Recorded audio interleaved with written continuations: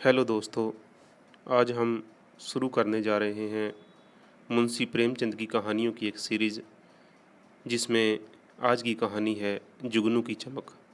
उम्मीद है आपको पसंद आएगी। कहानी शुरू करने से पहले मैं आपको इसके बारे में कुछ डिटेल में संक्षिप्त में बता देना चाहता हूँ। यह कहानी पंजाब के राजा महाराजा रणजीत सिंह की है, जो उनके स्वर्गवास होने के बाद उनकी पत्नी के ऊपर बीती हुई कहानी है।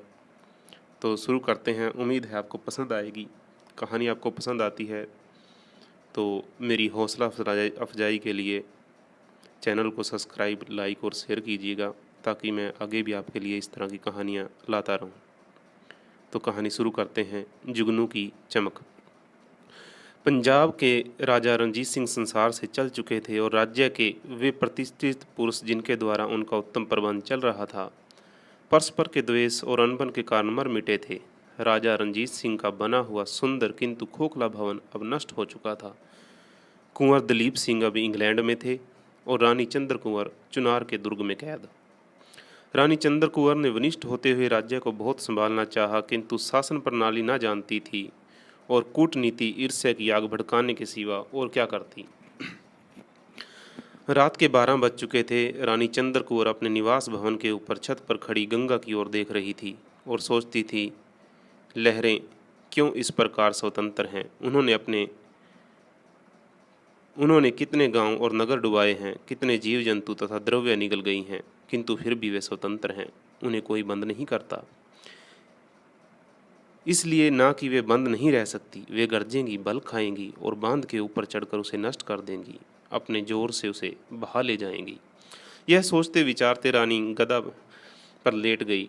उसकी आंखों के सामने पूर्वावस्था की स्मृतियां मनोहर स्वप्न की भांति आने लगी। कभी उसकी भौहें की मरोड़ तलवार से भी अधिक तीव्र थी और उसकी मुस्कुराहट वसंत की सुगंधित समीर से भी अधिक प्राणपोषक। किंतु हाय, अब इनकी शक्ति हीन अवस्था को पहुंच गई। रोए तो अपने को सुनाने के लिए, हंसे तो अपने को बहलाने के लिए।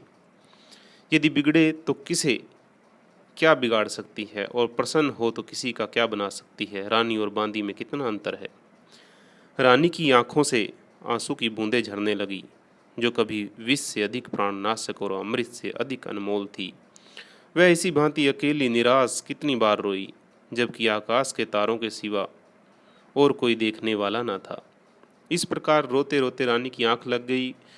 उसका प्यारा कलेजे का टुकड़ा कुंवर दलीप सिंह, जिसमें उसके प्राण बसते थे, उदास मुख आकर खड़ा हो गया।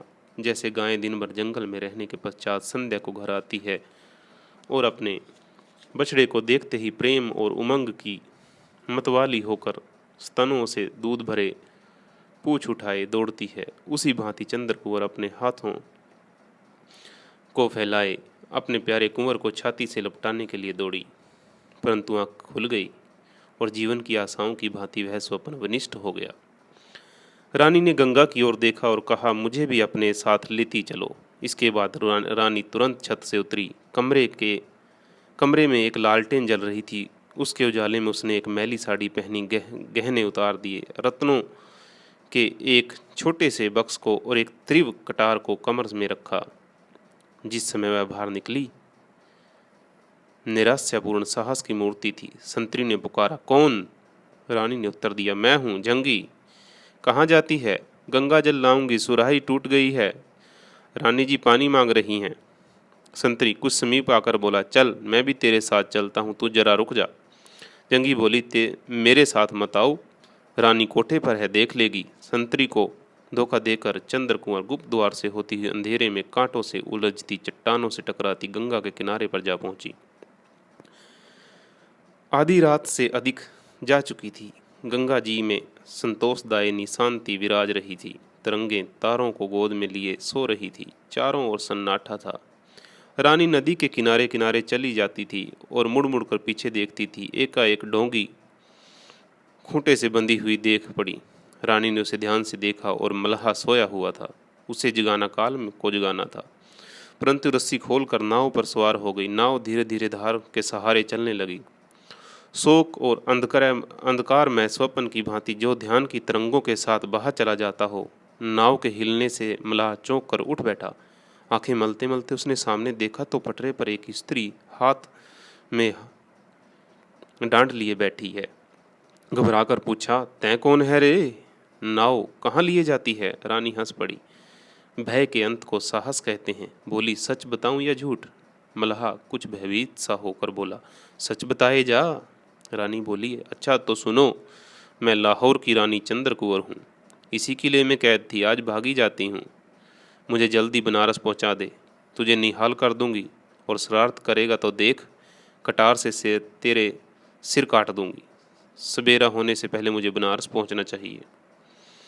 यह धमकी काम कर गई। मल्लाह ने विनती भाव से अपना कंबल बिछा दिया और तेजी से डांड चलाने लगा। किनारे के वृक्ष और ऊपर जगमगाते हुए तारे साथ साथ दौड़ते गए। प्रातःकाल चुनार के दुर्ग में प्रत्येक मनुष्य अचंभित और व्याकुल था। संतरी, चौकीदार और लौंडियां सब नीचे सिर किए दुर्ग के स्वामी के सामने उपस्थित थे। अन्वेषण हो रहा था, परंतु कुछ पता न चलता था। उधर रानी बनारस पहुंची, परंतु वहां पहले से ही पुलिस और सेना का जाल बिछा हुआ था। नगर के नाके बंद थे। रानी का पता लगाने वाले के लिए एक बहुमूल्य पारितोषिक की सूचना दी गई थी। गृहबंदी से निकलकर रानी को ज्ञात हो गया कि वह और दृढ़ कारागार में है। दुर्ग में प्रत्येक मनुष्य उसका आज्ञाकारी था। दुर्ग का स्वामी भी उसे सम्मान की दृष्टि से देखता था, किंतु आज स्वतंत्र होकर भी उसके होठ बंद थे। उसे सभी स्थानों में शत्रु देख पड़ते थे। पंख रहित पक्षी को पिंजरे के कोने में ही सुख है। पुलिस के अफसर प्रत्येक आने जाने वाले को ध्यान से देखते थे, किंतु उस भिखारिन की ओर किसी का ध्यान नहीं जाता था, जो एक फटी हुई साड़ी पहने यात्रियों के पीछे पीछे धीरे धीरे सिर झुकाए गंगा की ओर चली जा रही थी। ना वह चौंकती है, ना हिचकती है, न घबराती है। इस भिखारिन की नसों में रानी का रक्त है। यहाँ से भिखारी ने अयोध्या की राह ली। वह दिन भर विकट मार्गों से चलती और रात को किसी सुनसान स्थान पर लेटी रहती है। मुख पीला पड़ गया था, पैरों में छाले थे, फूल सा बदन कुमला गया था। वह प्राय गांवों में लाहौर की रानी के चर्चे सुनती। कभी कभी पुलिस के आदमी भी उसे रानी की टोह में दत्तचित देख पड़ते। उन्हें देखते ही भिखारिन के हृदय में सोई हुई रानी जाग उठती। वह आंखें उठाकर उन्हें घृणा दृष्टि से देखती और शोक तथा क्रोध से उसकी आंखें जलने लगती। एक दिन अयोध्या के समीप पहुंचकर रानी एक वृक्ष के नीचे बैठी हुई थी। उसने कमर से कटार निकालकर सामने रख दी। वह सोच रही थी, कहाँ जाऊं, मेरी यात्रा का अंत कहाँ है? क्या इस संसार में अब मेरे लिए कहीं ठिकाना नहीं है? वहां से थोड़ी दूरी पर आमों का एक बाग, उसमें बड़े डेरे और तंबू गड़े हुए थे। कई संतरी चमकीली वर्दियां पहने टहल रहे थे, कहीं घोड़े बंधे हुए थे। रानी ने इस राजसी ठाट बाट को शौक की दृष्टि से देखा। एक बार वह फिर कश्मीर गई थी। उसका पड़ाव इससे कहीं बड़ा था। बैठे बैठे संध्या हो गई। रानी ने वहीं रात काटने का निश्चय किया। इतने में एक बूढ़ा टहलता हुआ आया और उसके समीप खड़ा हो गया। ऐंठी हुई दाढ़ी थी, शरीर में सटी हुई चपकन थी, कमर में तलवार लटक रही थी। इस मनुष्य को देखते ही रानी ने तुरंत कटार उठाकर कमर में खोस ली। सिपाही ने उसे तीव्र दृष्टि से देखकर पूछा, बेटी कहाँ से आती हो? रानी ने कहा, बहुत दूर से। कहाँ जाओगी? यह नहीं कह सकती, बहुत दूर। सिपाही ने रानी की ओर फिर ध्यान से देखा और कहा, जरा अपनी कटार दिखाओ। रानी कटार संभाल कर खड़ी हो गई और तीव्र स्वर में बोली, मित्र हो या शत्रु? ठाकुर ने कहा, मित्र। सिपाही के बातचीत करने के ढंग में और चेहरे में कुछ ऐसी विलक्षणता थी जिससे रानी को विवश होकर विश्वास करना पड़ा। वह बोली, विश्वासघात न करना, यह देखो। ठाकुर ने कटार हाथ में ली, उसको उल्ट पलट कर देखा और बड़े नरम भाव से उसे आंखों से लगाया। तब रानी के आगे विनती भाव से सिर झुकाकर वह बोला, महारानी चंद्र कुंवर। रानी ने कुंवर स्वर से कहा, नहीं, अनाथ भिखारिन। तुम कौन हो? सिपाही ने उत्तर दिया, आपका एक सेवक। रानी ने उसकी ओर निराश दृष्टि से देखा और कहा, दुर्भाग्य के सिवा इस संसार में मेरा कोई नहीं है। सिपाही ने कहा, महारानी जी ऐसा ना कहिए। पंजाब के सिंह की महारानी के वचन पर अब भी सैकड़ों सिर झुकते हैं। देश में ऐसे लोग विद्यमान हैं जिन्हें आपका नमक खाया है और उसे भूले नहीं हैं। रानी, अब इसकी इच्छा नहीं, केवल एक शांत स्थान चाहती हूँ जहाँ पर एक कुटी के सिवा कुछ न हो। सिपाही, ऐसा स्थान पहाड़ों में ही मिल सकता है। हिमालय की गोद में चलिए, वहीं आप उपद्रव से बच सकती हैं। रानी आश्चर्य से, शत्रुओं में जाऊं? नेपाल कब हमारा मित्र रहा? सिपाही, राणा जंग बहादुर दृढ़ प्रतिज्ञ राजपूत है। रानी, किंतु वही जंग बहादुर तो है।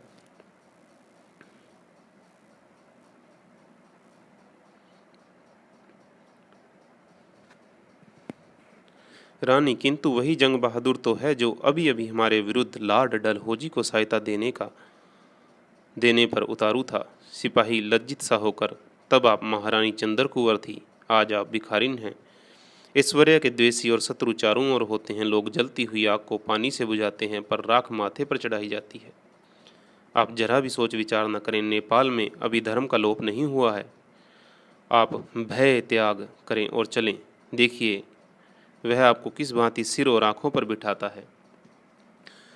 रानी ने रात इसी वृक्ष की छाया में काटी। सिपाही भी वहीं सोया। प्रातःकाल वहां दो त्रियुगामी घोड़े देख पड़े। एक पर सिपाही सवार था और दूसरे पर एक अत्यंत रूपवान युवक। यह रानी चंद्र कुंवर थी, जो अपने रक्षा स्थान की खोज में नेपाल जाती थी। कुछ देर पीछे रानी ने पूछा, यह पड़ाव किसका है? सिपाही ने कहा, राणा जंग बहादुर का। वे तीर्थ यात्रा करने आए हैं, किंतु हमसे पहले पहुंच जाएंगे। रानी, तुमने उनसे मुझे यहीं क्यों ना मिला दिया? उनका हार्दिक भाव प्रकट हो जाता। सिपाही, यहाँ उनसे मिलना असंभव था। आप जासूसों की दृष्टि से ना बच सकती। उस समय यात्रा करना प्राण को अर्पण कर देना था।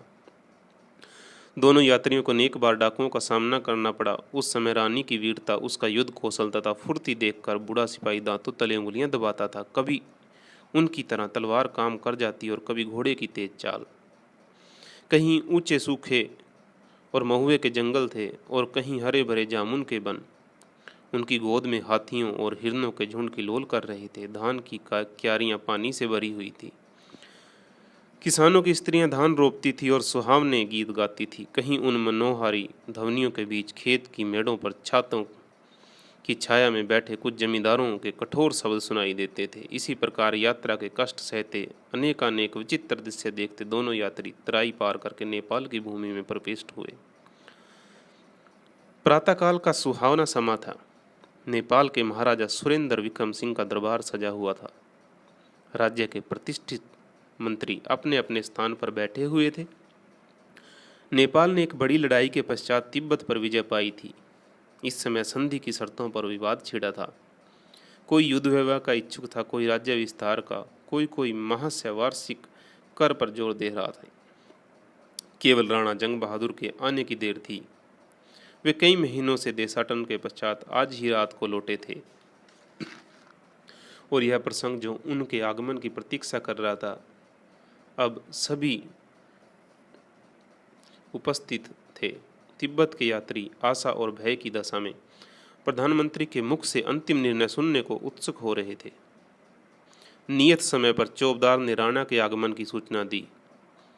दरबार के लोग उन्हें सम्मान देने के लिए खड़े हो गए। महाराजा को प्रणाम करने के पश्चात वे अपने सुसज्जित आसन पर बैठ गए।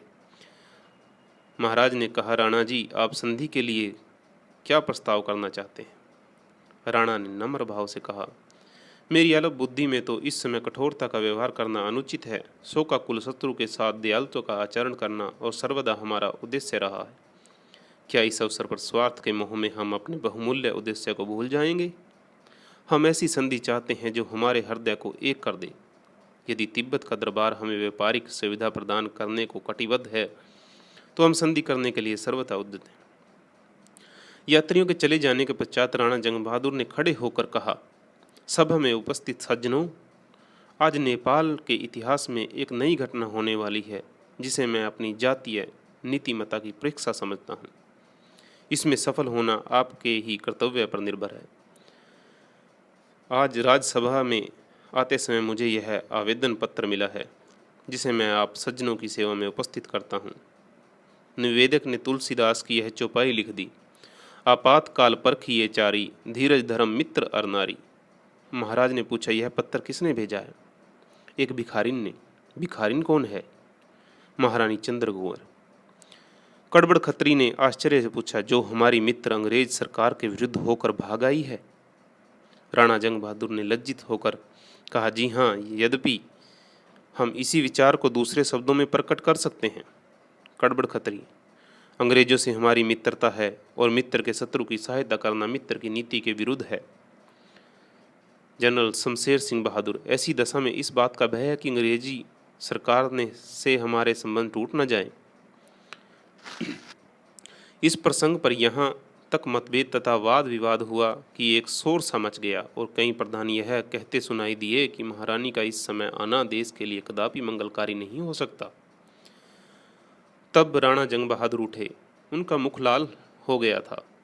उनका सिद्धचार क्रोध पर अधिकार जमाने के लिए व्यर्थ प्रयत्न कर रहा था। वे बोले, भाइयों, यदि इस समय मेरी बातें आप लोगों को अत्यंत कड़ी जान पड़ें तो मुझे क्षमा कीजिएगा, क्योंकि अब मुझसे अधिक श्रवण करने की शक्ति नहीं है।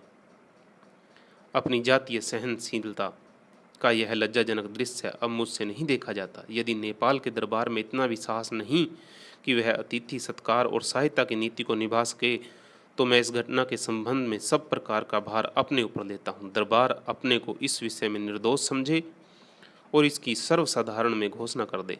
कड़बड़ खत्री गर्म होकर बोले, केवल यह घोषणा देश को भय से रहित नहीं कर सकती। राणा जंग बहादुर ने क्रोध से ओठ चबा लिए, किंतु संभल कर कहा, देश का शासन भार अपने ऊपर लेने वालों की ऐसी अवस्थाएं अनिवार्य हैं। हम उन नियमों से जिन्हें पालना हमारा कर्तव्य है, हम मुंह नहीं मोड़ सकते। हम उन नियमों से जिन्हें पालन करना हमारा कर्तव्य है, मुंह नहीं मोड़ सकते। अपनी शरण में आए हुओं का हाथ पकड़ना, हम उनकी रक्षा करना राजपूतों का धर्म है। अंग्रेज हमारे मित्र हैं और अत्यंत हर्ष का विषय है कि बुद्धिशाली हैं, मित्र हैं। महारानी चंद्र कुंवर को अपनी दृष्टि में रखने से उनका उद्देश्य केवल यह था कि उपद्रवी लोगों के गिरोह का कोई केंद्र शेष न रहे। यदि उनका यह उद्देश्य भंग न हो तो हमारी ओर से शंका होने का ना उन्हें कोई अवसर है, ना उन्हें उनसे लज्जित होने की कोई आवश्यकता। कड़बड़ खत्री, महारानी चंद्र कुंवर यहाँ किस प्रयोजन से आई हैं? राणा जंग बहादुर, केवल एक शांत प्रिय सुख स्थान की खोज में, जहाँ उन्हें अपनी दुर्वस्था की चिंता से मुक्त होने का अवसर मिले। वह ऐश्वर्यशाली रानी जो रंग महलों में सुख विलास करती थी, जिसे फूलों की सेज पर भी चैन न मिलता था, आज सैकड़ों कोस से अनेक प्रकार के कष्ट सहन करती, नदी नाले पहाड़ जंगल छानती, यहाँ केवल एक रक्षित स्थान की खोज में आई है।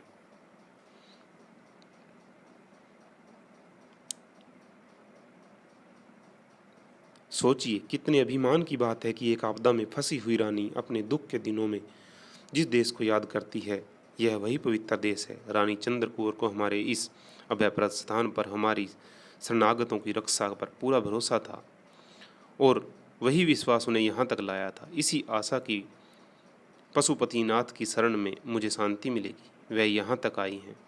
आपको अधिकार है, चाहे उनकी आशा पूर्ण करें या धूल में मिला दें। मुझे विश्वास नहीं है कि यहाँ एक भी मनुष्य ऐसा निरभिमानी है जो इस अवसर पर शरणागत पालन धर्म को विस्तृत करके अपना सिर ऊंचा कर सके। अब मैं आपके अंतिम निपटारे की प्रतीक्षा करता हूँ। कहिए, आप अपनी जाति और देश का नाम उज्जवल करेंगे या सर्वदा के लिए अपने माथे पर अपयश का टीका लगाएंगे? राजकुमार ने उमंग से कहा, हम महारानी के चरणों तले आंखें बिछाएंगे। कप्तान विक्रम सिंह बोले, हम राजपूत हैं और अपने धर्म का निर्वाह करेंगे।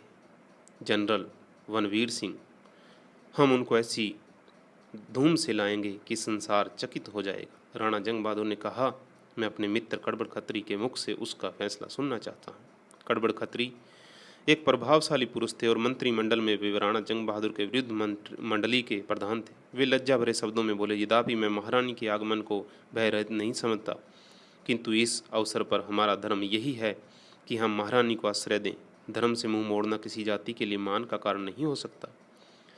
कई ध्वनियों ने उमंग भरे शब्दों में इस प्रसंग का समर्थन किया। महाराजा सुरेंद्र विक्रम सिंह, इस निपटारे पर बधाई देता हूँ। तुमने जाति का नाम रख लिया। पशुपति इस उत्तम कार्य में तुम्हारी सहायता करें। अतिथि भवन की सजावट होने लगी। बाजार अनेक भांति की उत्तम सामग्रियों से सज गए।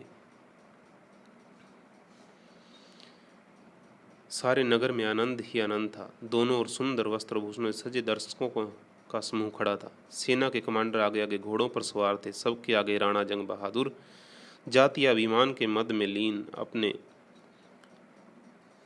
सर्वोच्च ओहदे पर बैठे हुए थे। यह उदारता का एक पवित्र दृश्य था। धर्मशाला के द्वार पर यह जुलूस रुका। राणा हाथी से उतरे। महारानी चंद्रकुंवर कोठरी से बाहर निकल आई। राणा ने झुककर वंदना की। रानी उनकी ओर आश्चर्य से देखने लगी। यह वही उनका मित्र बूढ़ा सिपाही था। आंखें भर आई, मुस्कुराई, खिले हुए फूल पर से ओस की बूंदें टपकी।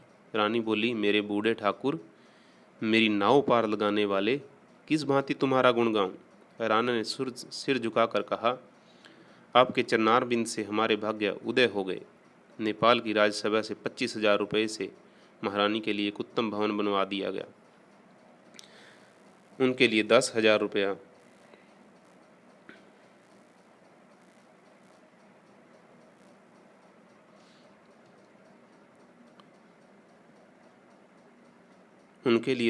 रुपया मासिक नियत कर दिया। वह भवन आज तक वर्तमान है और नेपाल के शरणागत प्रिय तथा परम प्रण पालन तत्परता का स्मारक है। पंजाब की रानी को लोग आज तक याद करते हैं। यह वह सीढ़ी है जिससे जातीय यश के सुनहले शिखर पर पहुंचती है। यही घटनाएं हैं जिनसे जातीय इतिहास प्रकाश और महत्व को प्राप्त होता है। पॉलिटिकल रेजिमेंट ने गवर्नमेंट को रिपोर्ट की। इस बात की शंका थी कि गवर्नमेंट ऑफ इंडिया और नेपाल के बीच कुछ खिंचाव हो जाए, किंतु गवर्नमेंट को राणा जंग बहादुर पर पूर्ण विश्वास था। और जब नेपाल की राज्यसभा ने विश्वास और संतोष दिलाया तो महारानी चंद्रकुंवर को किसी शत्रु भाव का अवसर न दिया जाएगा, तो भारत सरकार को संतोष हो गया। इस घटना को भारतीय इतिहास की अंधेरी रात में जुगनू की चमक कहना चाहिए। दोस्तों, ये थी कहानी जुगनू की चमक। उम्मीद है आपको पसंद आएगी।